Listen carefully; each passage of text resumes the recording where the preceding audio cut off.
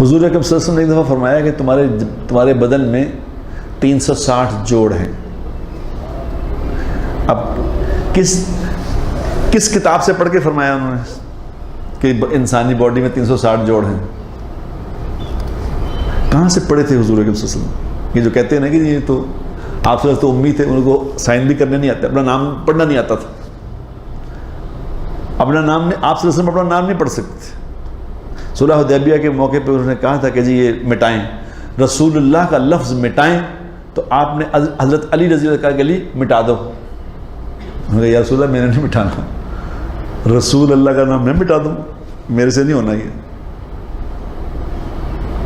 تو آپ سے ایسا تھا مجھے بتا کہاں لکھا میں مٹا دوں. آپ کو نہیں پتا کہاں لکھا ہے؟ آپ نے فرمایا کہاں لکھا بتا مجھے. کہا جی یہ لکھا، تو آپ نے مٹا دیا. تو وہ بتا رہے ہیں کہ انسانی جسم میں کتنے جوڑ ہیں؟ 360. تو آپ نے فرمایا جس کا مفہوم ہے کہ تم پہ واجب ہے کہ روزانہ ہر جوڑ کا ایک صدقہ دو. یہ واجب ہے، صدقہ دینا واجب ہے.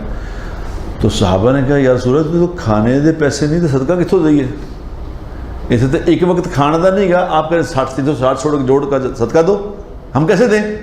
تو پھر آپ نے فرمایا نہیں، اللہ کریم ذات ہے، سبحان اللہ کہنا صدقہ ہے، الحمدللہ کہنا صدقہ ہے، اللہ اکبر کہنا صدقہ ہے، لا الہ الا اللہ کہنا صدقہ ہے.